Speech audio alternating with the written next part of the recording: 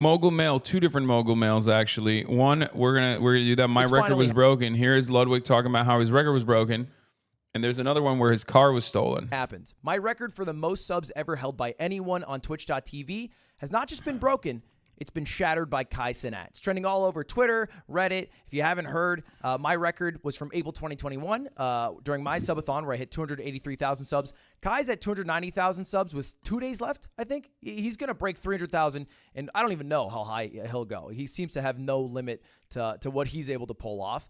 And I figured I'd talk about it here. Obviously, it's been a while since I've been a Twitch streamer. I've been on YouTube for over a year now, so there's no way for me to improve that record. Not that I really think I ever had any. Ludwig's looking kind of brawling in this shirt, not going to lie.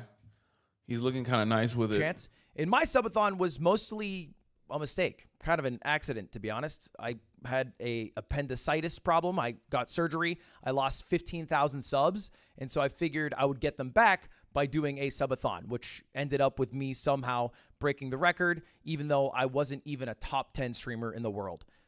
But let's be real. People know about me for my subathon. If you actually watched the subathon, that shit was boring as fuck. The most interesting part about my subathon was the clock in the corner because it always seemed to teeter between 5 minutes and 30 minutes. So if you tuned in for a few minutes, you might think you would reach the end of it, but it just seemed to never come until the month finally came up.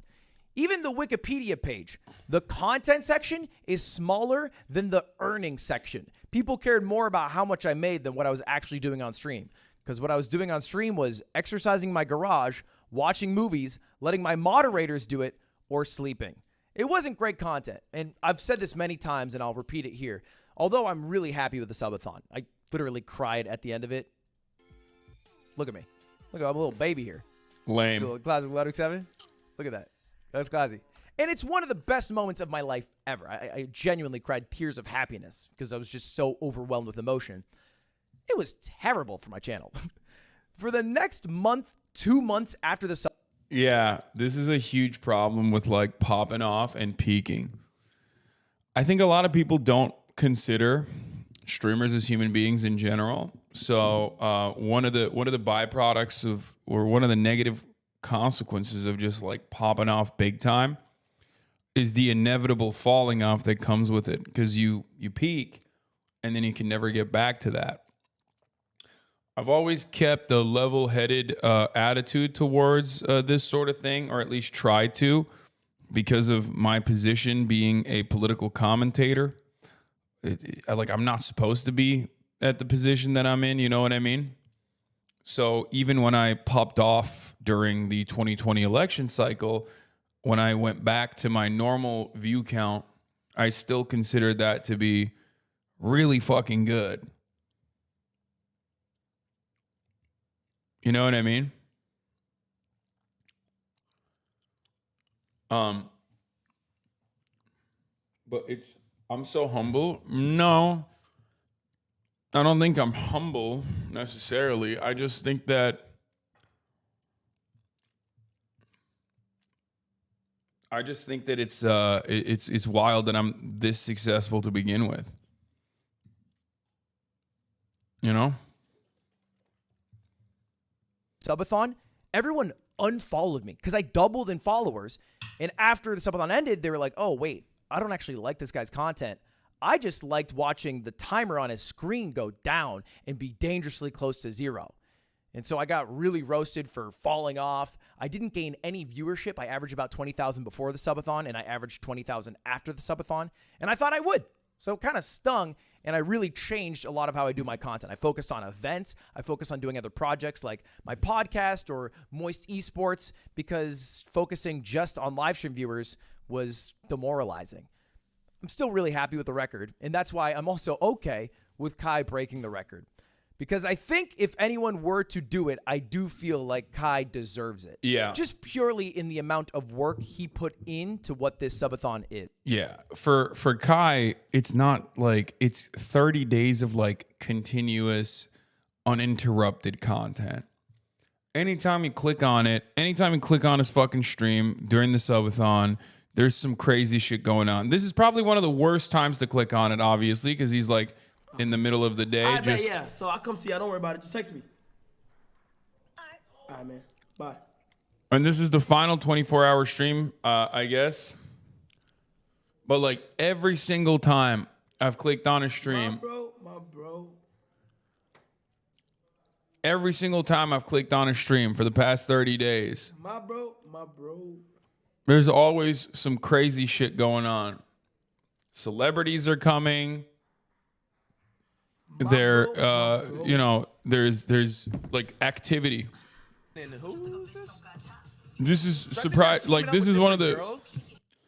That's one of the filler moments where he's just doing React content, which is kind of funny when you think about it because you can never. What the fuck's going to be on that mainstream? Yeah. Now, he had like international YouTubers and stuff.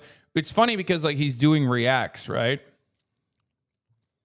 He's doing reacts right now, which is like what I do. Like his filler content is what I do as my main content. Do you get what I'm saying? So he's popping off. He's actually putting in effort. He's at 296,000 right now. He seems like he's about to hit 300,000. But if you watched any of his subathon, it was really well done. Like he rented out an entire mansion in Los Angeles. He had a camera operator 24/7 with different. Yeah, he's like put in money, an investment into making content. Like, holy Ludwig is glazing him. As content creators, it's difficult not to recognize the amount of effort that he's putting into this. Okay, it's just he has made a reality television show with like reality TV show production, basically. Crews that would change the rooms that he was in, and he had people producing and planning out content for every day of the 30 days of the subathon. Just look through his YouTube channel, and you can see he had people cosplaying as Hogwarts characters. He had a lie detector test. He did a Hot Ones thing, classic try in the box challenge. I mean, there's literally like months of ideas packed into a single subathon. He had KSI. He had like a bunch of celebrities on. He had some rappers on. It was crazy. Yeah. It was actually well done. It was not just a guy who was sleeping and having his moderators do a lot of the heavy lifting.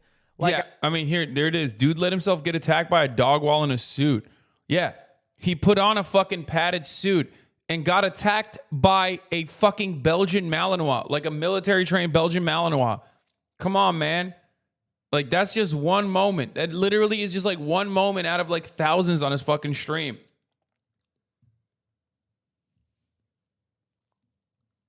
Guy did.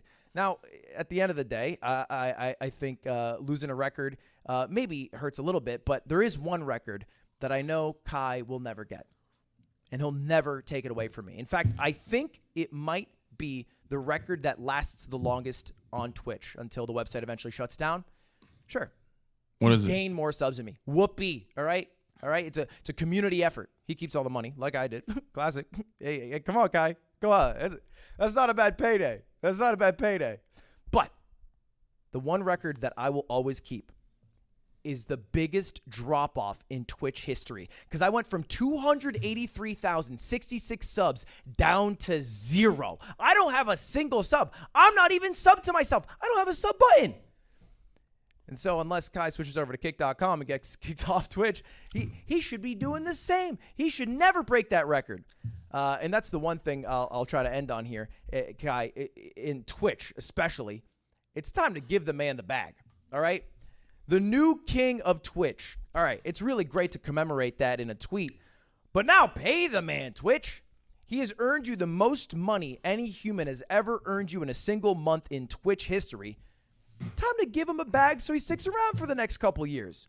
I think it's deserved for all he's done for the platform. I agree. In terms of showing it off to 100%. a lot of new people, celebrities, like other creators, viewers who would not normally watch Twitch that were more YouTube focused.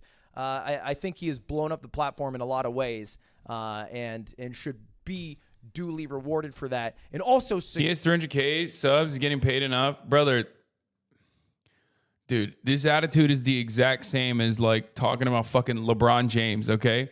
LeBron James has a contract, but there are still people that make money off of his fucking labor.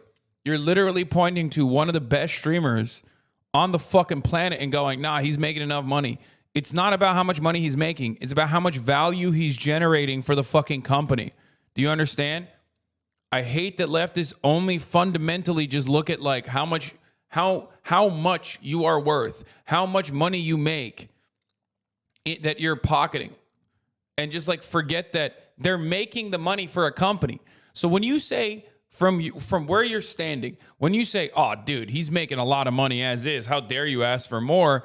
What you're not realizing is you're defending the company making money off of him, because someone's making the money. From where you're sitting, when you say, "Oh man, a streamer, they don't deserve a contract," or a basketball player doesn't deserve a contract, or a rapper makes a lot of money, like what the fuck are they complaining about? You're failing to understand that you, without realizing it, are defending the company making more money off of them. Because they're still making the money. Like so that's why it's always funny whenever like leftists especially like defend Amazon. You know what I mean?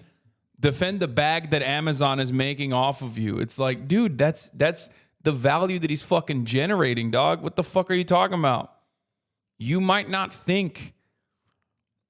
realize it, but that's how insidious capitalist propaganda is.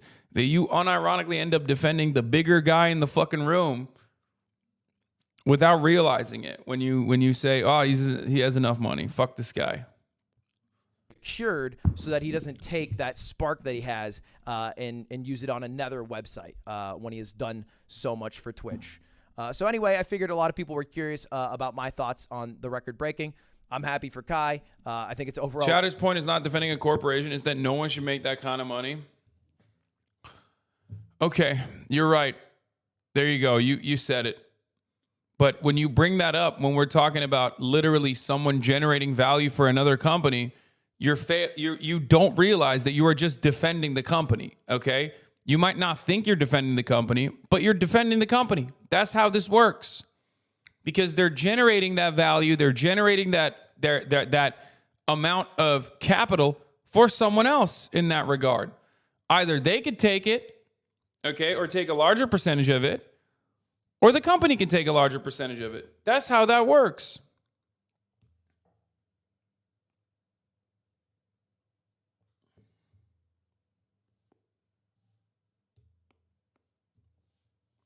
It just sucks because it's like envy is not a substitute for class politics. It's not. Because if it's like envy based, if your understanding of the world, or if the way you conceptualize the world or labor and all of that is just rooted around like, well, they have it, I don't, then you're not engaging in class politics.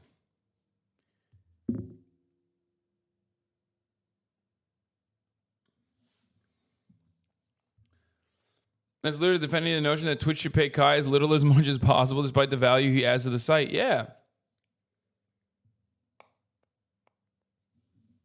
A good thing, and it's much more deserved than what mine was, which was just a lot of luck, good timing, COVID booming the Twitch website, and my appendix randomly bursting on a ski trip. What's my new goals now? What records do I want to achieve? I don't know. Maybe I can get the biggest drop off on YouTube subscribers, and I can get canceled 10 times over. Or maybe I'll dye my hair blue to avoid that. Anyway, that's all.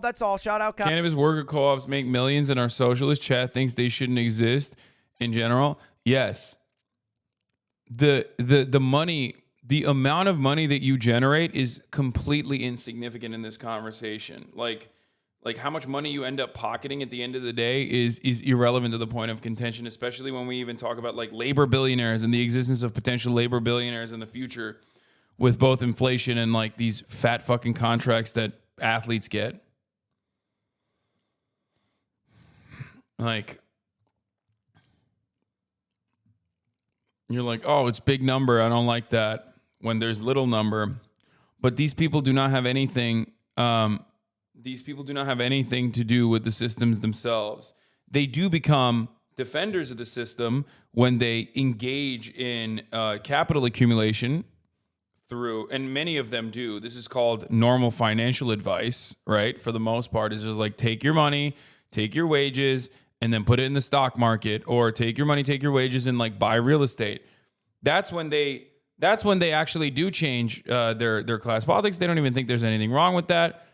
You know.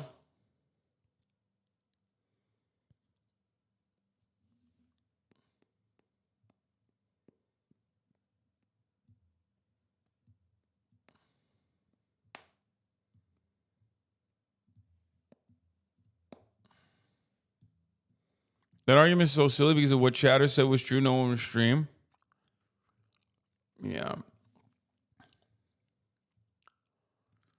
I get your point, but isn't there an argument to be made instead of giving Twitch streamer making the most a lot more? Twitch should instead pay all their creators a little more. I mean, I'm firmly on board with that. I literally have talked to Twitch about this specifically back in the day. That like I'm fairly certain that all the top content creators would be totally down with like a percentage pay cut if the entire platform would have a 70-30 deal. You know what I mean? Except you can still do both. That still creates, because what you fail to recognize is every worker internally at Twitch, as a consequence of being contracted employees, are being measured on their own metrics. So we're getting paid from our own output. You know what I mean?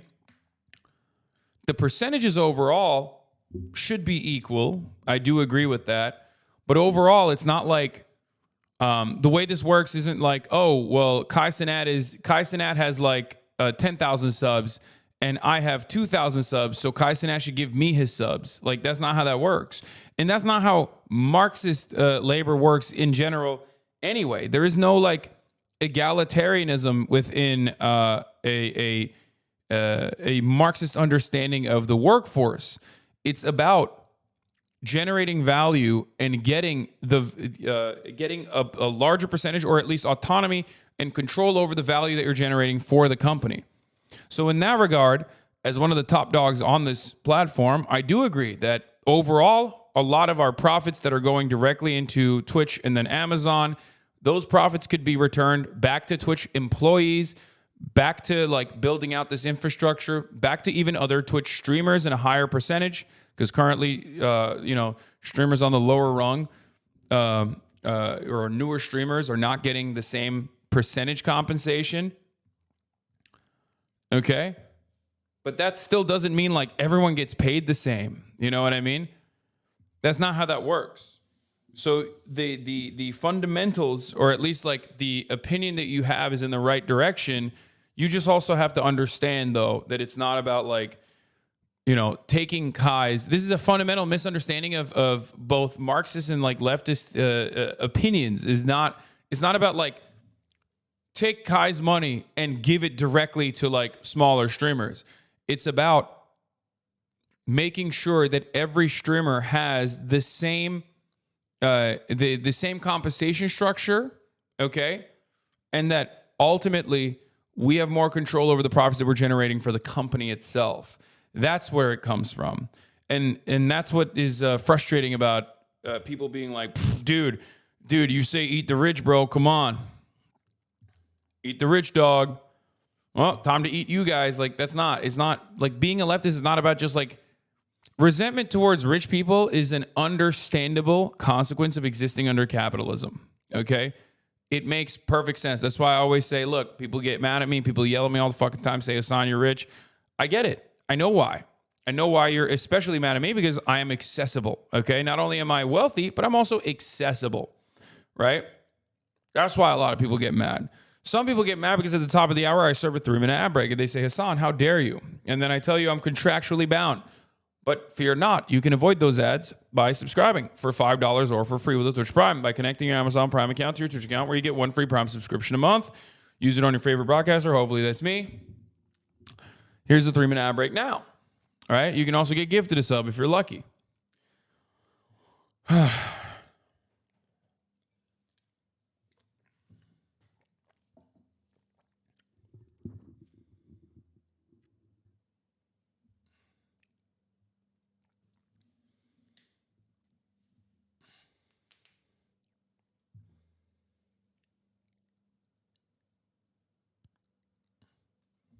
Your age never got 70/30, barely got a partner manager in August 2022, and he's been on the platform, I think, as long as you.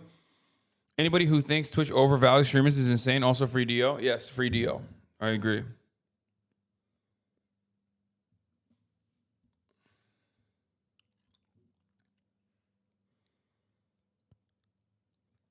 So if you generate a big bag for the company, you should have a say in what the company does with the money. My friend, you're so close.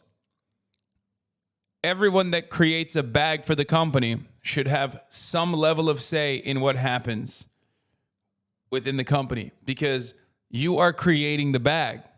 So yes, not just people who are creating the big bag, but everyone. Yes, because ultimately you are the one who's creating the bag. Without you, the company makes no bag. And one thing that people don't understand is most people hyper focus on how replaceable content creators are in this endeavor. So they're like, well, whatever, I could do the fucking same job that you can, you fucking idiot, probably even better than you. So like, shut the fuck up. But replaceability is not the metric on which people should be paid. Okay? That's the same principle behind low skilled labor. Okay? It's not about replaceability. It's not about how easily the company can replace you. It's about how much value you generate for the company when you're working there. Do you get it?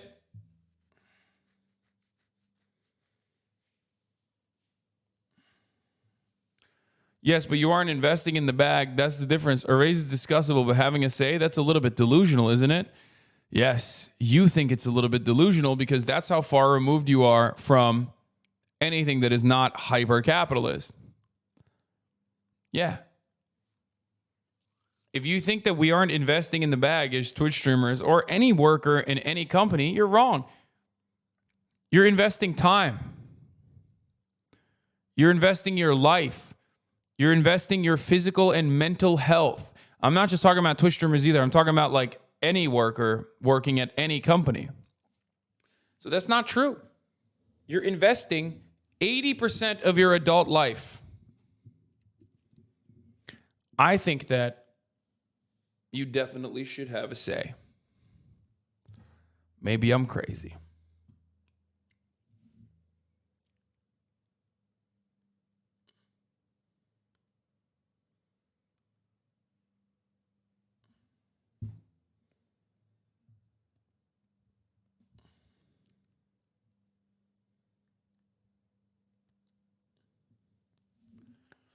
Should you have a say in programming solutions if you're not a programmer? That's a really good take. No. Division of labor is not something I'm against. But programmers also are controlled by non-programmers as it stands. They're controlled by someone who is operating by at the behest of shareholders, and you would know them as a executive or a manager, right? That guy doesn't know anything about programming. He's just communicating the desires of shareholders. So what I advocate for is programmers still talk about what the programming solutions are, but that direction should also take into account what other parts of the company are claiming, what other parts of the company want. Even users, you as a user probably have a pretty solid understanding of what you expect from your platform, what Twitch should do that would, what Twitch could do that would implement what Twitch could implement that would make it better for users, right? I'll tell you one example for the sake of argument, right? Like, being able to scroll back in VODs is a wonderful functionality that YouTube has. I think Twitch could possibly move in that direction. And let's say it's not possible with the current unless there's like a major overhaul on the platform. Let's say it's not possible to fucking do VODs, to do VOD viewing. I, as a Twitch streamer, can go to the consortium or the collective of Twitch streamers and say, this is a good idea. We should present this to the rest of the company. And then you have the Workers' Council of Programmers come together and say, that's actually impossible for us to do, or it's possible for us to do this, but we would have to take 40% of the profits that the entire company is generating in order to implement this. And then together as a group, we decide whether that is adequate or not, whether that's a decent way to spend some of the profits or not. That's how that works. That's how this would work from a Twitch perspective, from a Twitch streamer perspective, with respect to the programming division, right? Right now, that's not how that works. It's top down. Amazon wants Twitch to make as much money as possible. So they make decisions and they say, we want you to run as many ads as possible. So then Twitch goes to the managers.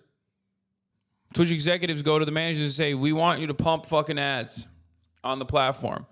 They tell the programmers, we want you to find new ways of creating ads. We want you to find new ways of monetizing every part of the Twitch inventory.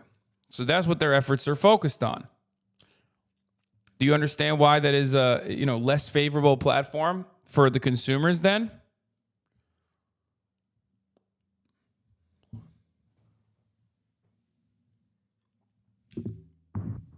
There you go.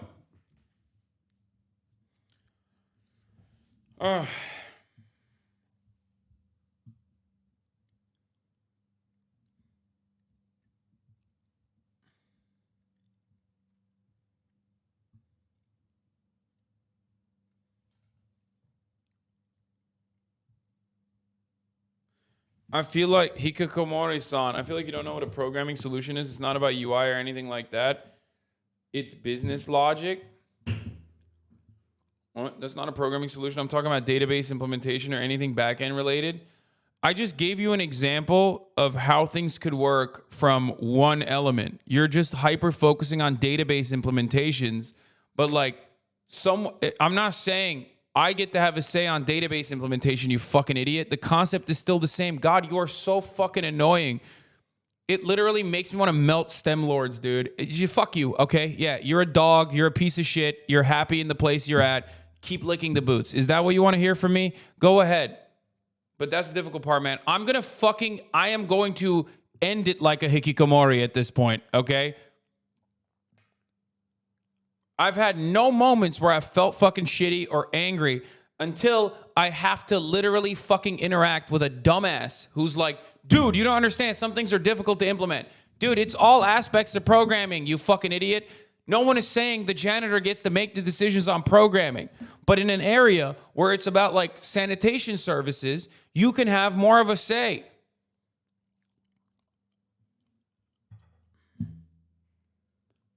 Why is it that people just literally turn around and why is it that people go, dude, the CTO makes a decision, hello, I am going to literally I'm going to perish. I'm going to perish if I read one more thing.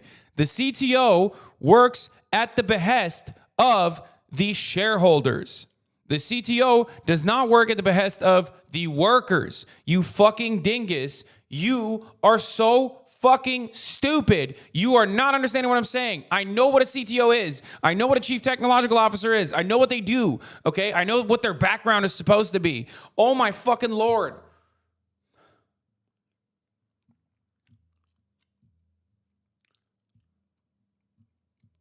Don't pretend the back end had anything to do with what he said. He literally said the implementation is left to the domain experts. You are probably a shit computer scientist if you literally cannot understand this basic logic.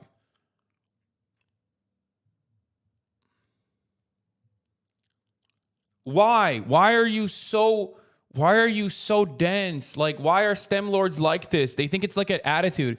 It's like when fucking mid-ass white women decide, like, I have no personality, so I'm just going to be a conservative horse lady. It's the same shit. It literally is the same shit. Whenever a fucking STEM lord is like, no, autism is my personality. I've decided. I have nothing else going on, so I'm going to be, like, literally the most dense motherfucker. Like, it's just, that's it. I have no personality. I have no substitute for it, so it's autism now. And it's your problem. Shut the fuck up. Like, why? No one thinks you're cool. You're in a community full of autistic people, and not a single one of them looks at you and goes, damn, you're just like Elle for real, dog. You're like an anime antagonist, bro. You really fucking owned them in the marketplace of ideas. No, we all look at you and think you're a fucking clown with no personality. It's so stupid. We can make, oh my God, he's still doing it. He's still doing it. He's still doing it. He's still doing it. You have decades of experience to understand complex systems and make decisions. We have to make the same argument with a surgeon with 30 years of experience and a trainee. I'm going to lose my mind. I'm going to lose my mind. I'm going to lose my mind. I'm going to lose my mind. Okay. A surgeon has no understanding of sanitation in the hospital. So a surgeon has no say over the sanitation as much as the janitor has no say over what's happening in the fucking operating theater. However, the sanitation specialist or a janitor has a better understanding of implementing new technology for cleaning solutions within the operating theater. And if there was more collaboration between those two groups of workers within a hospital, you could create more technology and more efficient solutions for how to clean the operating theater. Do you understand? Every part of the company works with one another. I know you are never going to understand it because you're dense as fuck. You're missing what I'm saying, okay?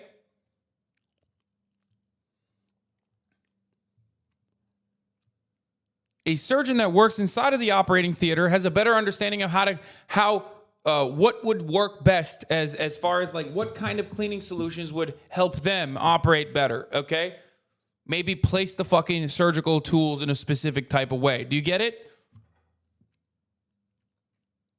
Give him an example in real life. I did give him an example in real life, and he just totally turned around and said, "Well, you don't know how the back end works."